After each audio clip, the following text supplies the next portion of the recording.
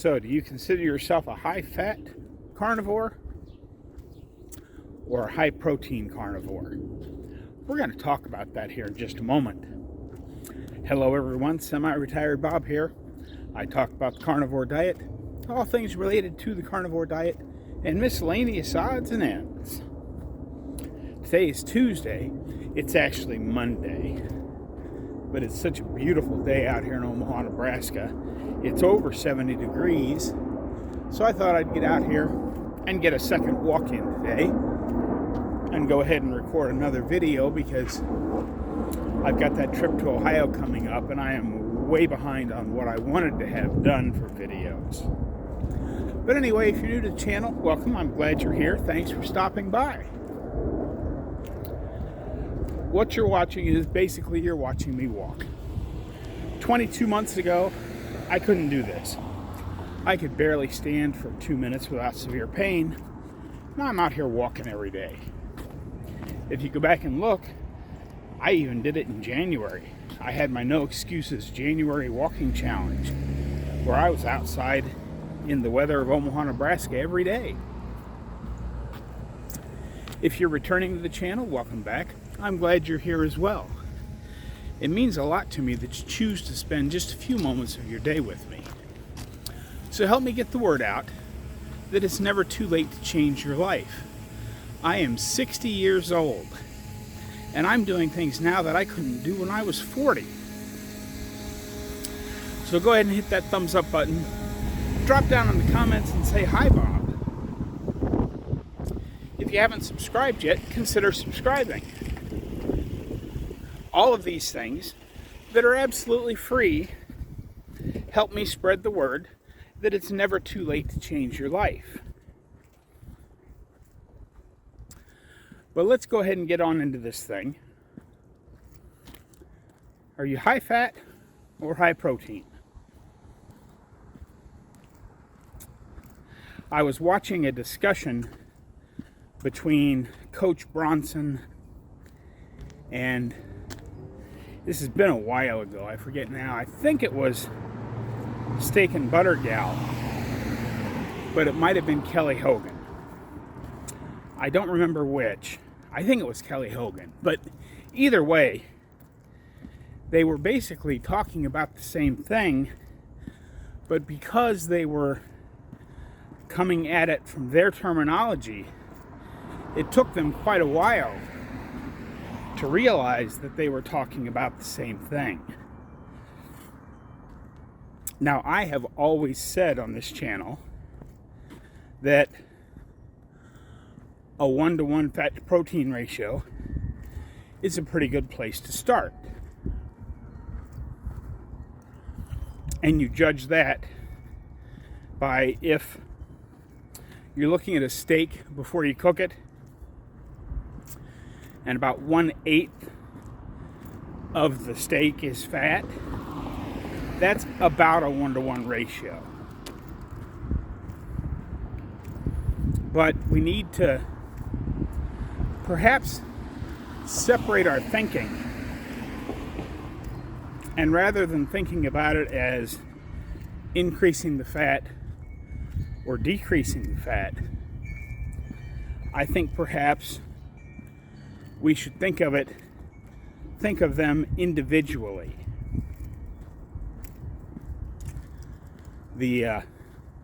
As Professor K teaches us, we need, depending on the person of course, a good starting point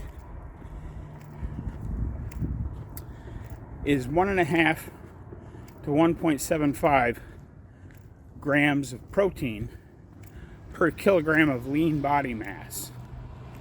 Now you'll have to do the math on that yourself. Me, I've worked it out to where I have between, about 1.25 pounds to 1.5 pounds of ground beef in my meal, plus anywhere from 3 to 6 eggs. Sometimes a little more, sometimes a little less. But that's my basic meal. And that might be a little bit too much protein. I don't think it hurts me. I've checked my blood sugar on occasions, and it's not like I'm getting so much that I'm spiking my blood sugar or anything. But rather than thinking about it as a 1-to-1 or 1.5-to-1 or 2-to-1 ratio, how about we start thinking about it as I need X number grams of protein and I need X number grams of fat. How do we know what we need? Well, there's a few little things you can do that will help you dial in pretty quick. If you're one of these people that has been doing carnivore for a while, but you're just not feeling the energy surge that so many carnivores talk about. Oh, yeah, I have more energy than I've had in decades. Well, if you haven't experienced that, you probably ought to try and up your fat. On the protein side, because we just talked yesterday about muscle growth, sarcopenia, and all that stuff. If you feel like you're not getting any growth in your muscles, and I'm not talking about bulk up, but you can tell that you feel a little stronger than you were a month ago, even if you're not doing a lot of exercise. If you're not experiencing any of that, perhaps you need to up your protein. And again, this goes back to what we talked about yesterday. Keeping a little food journal for a few weeks, just to see what makes you feel good, what helps your mood, what doesn't help your mood. And while I certainly have never tracked anything, I think the idea of keeping a little food journal, at least for a couple, 3 weeks, just while we're dialing things in, is not a terrible idea. Did I do any of that? No, I didn't. But I did sort of keep track of it mentally. The meal I had for my 60th birthday, the sausages and shrimps, it was good. It tasted wonderful. But I didn't feel fantastic a few hours later. And I took mental note of that. And I haven't had it since. There's a car coming up on this stop sign, so I'm going to walk down this way just a little bit, just to get behind the car, even though I'm wearing a bright orange t-shirt. I certainly don't trust people that are driving through this neighborhood. So while I never actually wrote it down in a journal, I kept the journal in my head of what I was eating, what made me feel good, what didn't make me feel good.